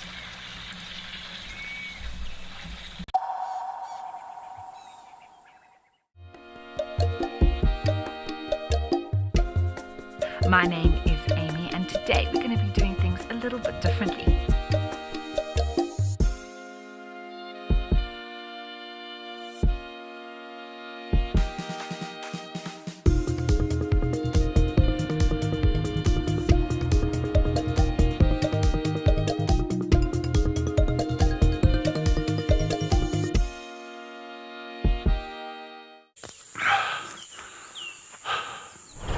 What does it take to handle the wild? Balance. Determination. Focus. Yaku!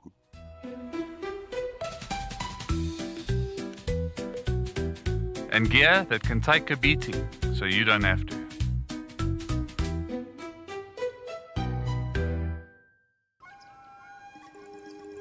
Do you want to know why impala are the most common antelope we find here in the Kruger National Park? You can ask me questions like this in real time. Our safaris are live and interactive here in the heart of Africa. Join me on Safari Live.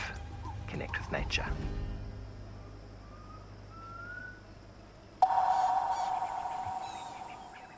And that's it for this morning's drive. She's just got an impala, everybody.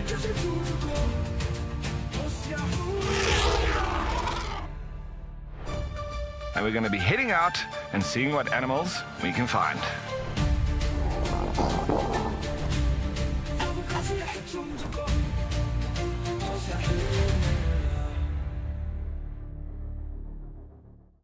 Out here, every wild moment matters, and as a Wild Earth explorer, you won't miss a thing. Watch the Wild Earth channel, ad-free 24/7, where you can even rewind and watch something again.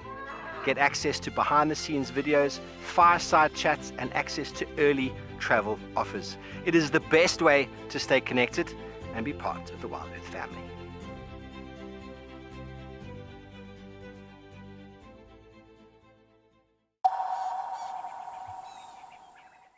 Of their parasite or host bird. It's a very cool little adaptation that birds have. So Caden, yes, that eland was an absolute beast. So some of these big male elands can weigh almost a ton. So females are weighing about, I'd say 500 to 600 kilograms, but some of those big male elands are weighing just under a ton. So very massive big male eland we had with us a few moments ago. But nice to see these giraffe here coming down for a drink. And having this scene here in Kenya makes me desperate to watch the sunset safari this afternoon. I've been keeping track on the drives, see how much activity we can see on our locations, but especially very curious about seeing what's happening over in Kenya with Mr. David and James, seeing all the unusual animal behavior. We had some giraffe with David in Kenya this morning. They were resting up at the edge of a forest. So nice to see they're very relaxed, very reticulated giraffe. Looks like we've got two males that are walking away at the moment. One female currently bending over giraffe for a drink. Very kind of these elephant bulls to be sharing of their waterhole. So even though most of these elephants are not drinking, they might just be hanging around this waterhole just to spend some bonding time with each other. So it's amazing how important bonding is amongst elephants, the social interactions and social bonding with one another.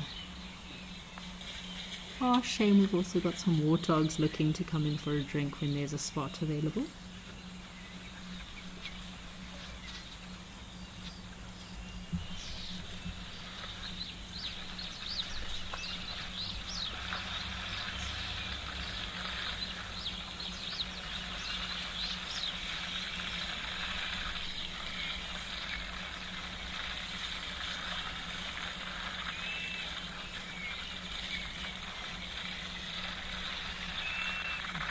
Isn't this a lovely scene?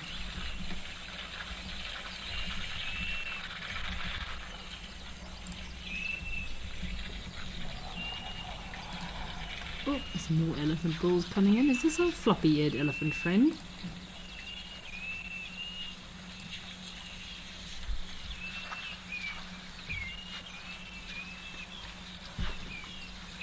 Got some unusual birds calling. I'm just listening to these birds here. If we have any bird experts that might know a bit about Kenyan birds, please feel free to let me know what these birds might be that are calling.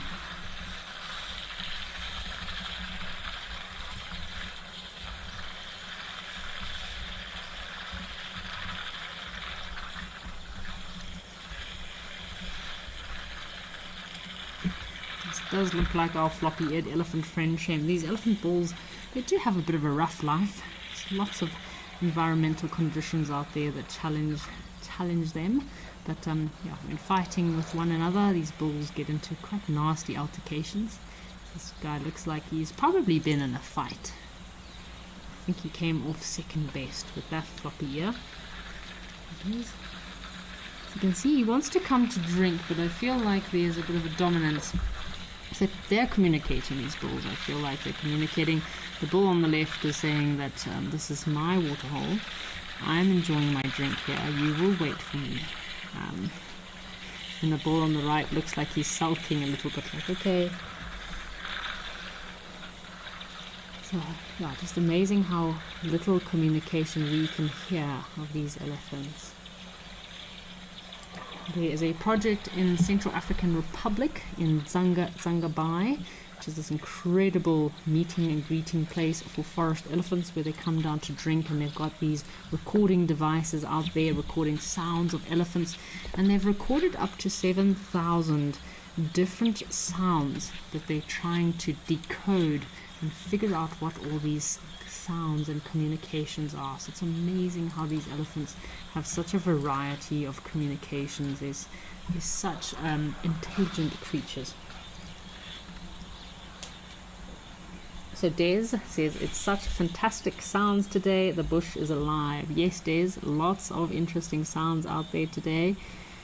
I feel like everyone is in the summer mood. Everyone is happy and chirping away.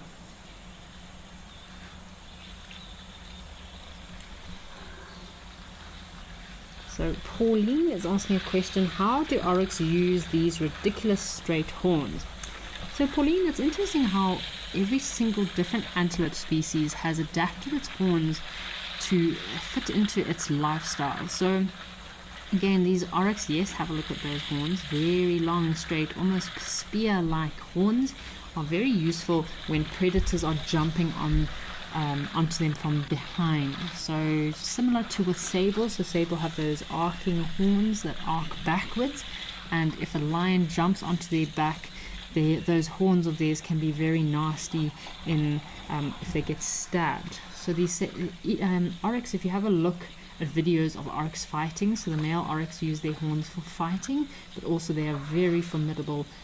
If a predator gets stabbed by one of those horns, it can cause quite a nasty injury.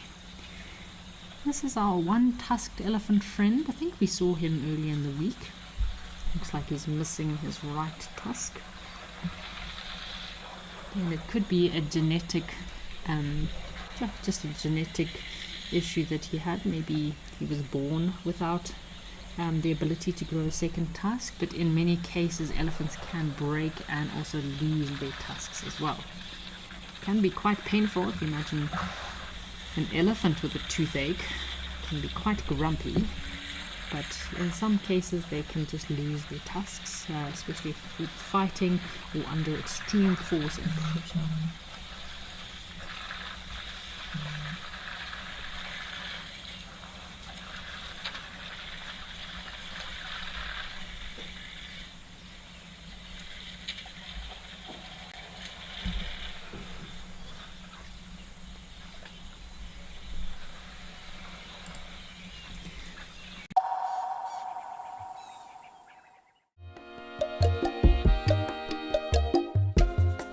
My name is Amy, and today we're going to be doing things a little bit differently.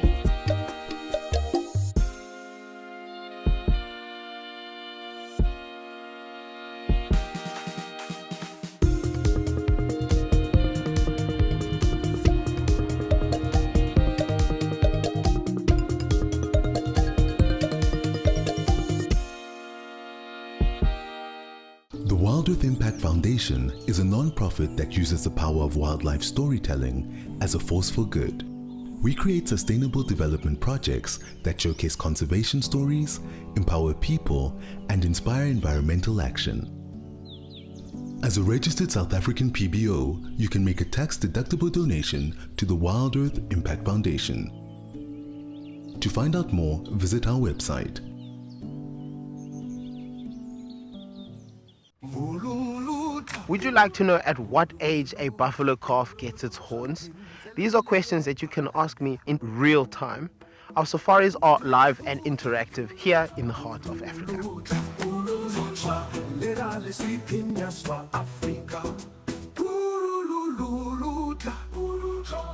Join me on Safari Live and connect with nature.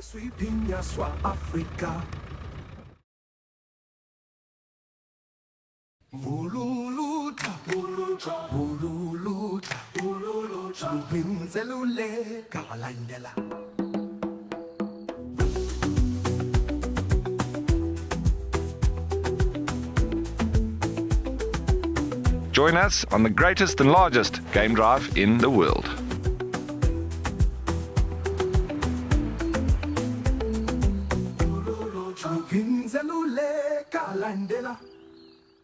Safari, wine, and waterfalls. The ultimate African adventure. Sip South Africa's finest wines. Experience a world-class safari among Africa's iconic wildlife.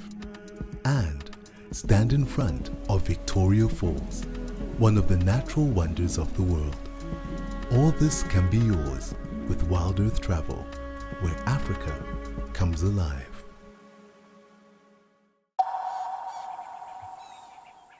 A lot and spend a lot of time in the canopy, so like the black-chested or the black cuckoo, the red-chested cuckoo, all these cuckoo species that migrate between, so the intra-African migrants, so they migrate between Central, East, West Africa and then down to Southern Africa. So it will be very interesting to learn about the birds in Kenya. Desperate to hear from David what bird species occur in Kenya, what the birding is like.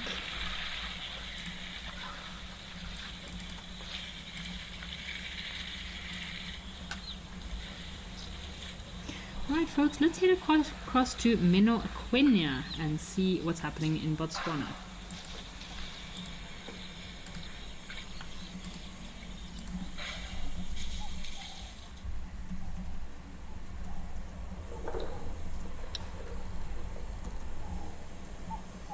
Ooh, so it looks like we've got elephants across all of our locations today.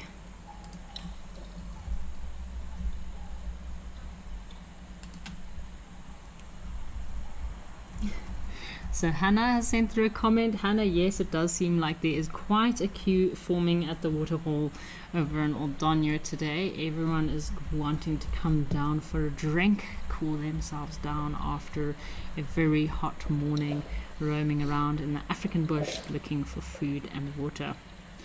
So we don't have as many zebra here in the Boteti River in Botswana as we normally do. So this region is a very special area in Botswana at the moment because a lot of these zebra and wildebeest are migrating through these areas, looking for greener pastures and more water. Looks like as you can see here, there is a main waterhole which the other antelope species will be forced to drink from, but the elephants will probably be drinking from this main outlet. So the elephants are all gathering around this main pump here, and yes, a lot of these waterholes in Africa are pumped, and it's because of the very low water table at the moment in some of these locations. It's just not enough water to go around. If you can see, this Boteti river line or course line used to be an incredible amount of water. I mean, have a look at this bank at the top here. You can see maybe hundreds of years ago there was probably a massive river that used to flow in this area, whereas now it's just dwindled down to a few very small little pans in the lowest lying areas of this causeway or water line.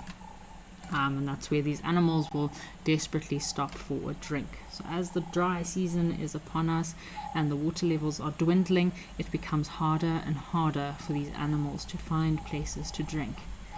And yes, it is quite sad that a lot of animals do die at this time of year, but it also is quite good for the ecosystem because it reduces the amount of animal footprints or the pressure on the bush. If all of these wild animals survived every year, there just would not be enough food to go around. So survival of the fittest will then kick in, and unfortunately the old and weak would then not always survive these very harsh, long, dry seasons. predators still need to eat as well, so these animals that then pass on do provide a whole ecosystem and food for predators, birds of prey, vultures, and they also re-nourish the soils and the earth. So obviously reading a lot about the migration at the moment. I read something like there's over 1,600 tons of dead wildebeest that wash down the Mara River every single year. And it's crazy if you think about it, but also that is why the Mara is so rich and filled with all these open grassland savannas, because death does cause more life, and all these dead animals provide so much food to all those predators out there, but also reintroduce nitrogen, nitrates and minerals into the soil to then feed the new generations coming up in the rainy season. Just have a quick listen here if we can hear any of these zebra calling. It's a bit of a zebra alarm call.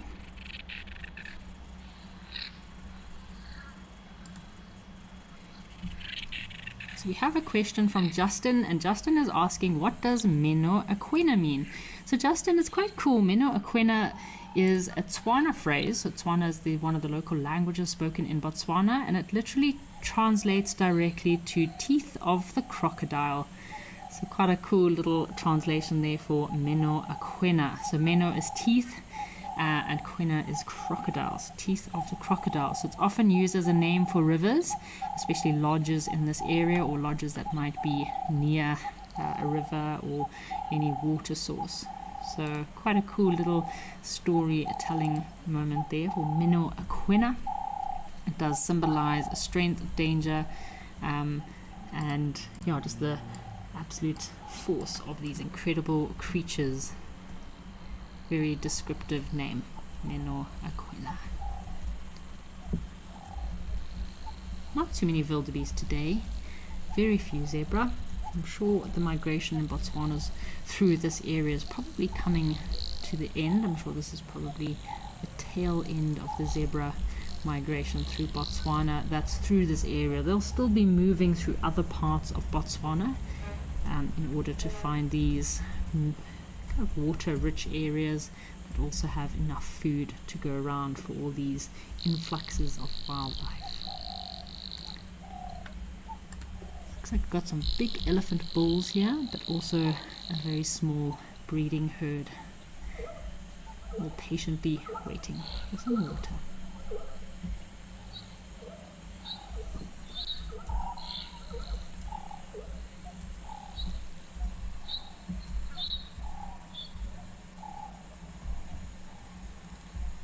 Just listening to the sounds of those zebra. So it can be a distress call, males fighting with one another, or females trying to find their youngsters.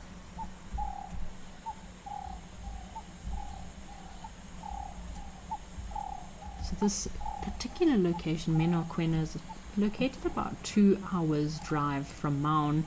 Maun is the capital, or kind of a central capital of Botswana. So it's quite an accessible area, lots of accommodation in this area. It's a very well-known safari area, great place to go for a safari. So Lydia, thank you for a fantastic show, and thank you for joining us. I look forward to joining you all tomorrow on Live at the Waterhole. In the meantime, I will also be watching the Sunset Safari, so don't forget to tune in to the Sunset Safari this afternoon to see what our locations have to show us. Thank you for joining us, folks. It has been an awesome day filled with lots of really cool sightings. Great to see one ton, the big elephant bull in Kenya, and all of our other elephants at our locations, and admire some of the small creatures that come down to the waterhole. We look forward to seeing you tomorrow. Don't forget to tune into the Sunset Safari. From me and the rest of the Wild Earth team, I look forward to seeing you next time.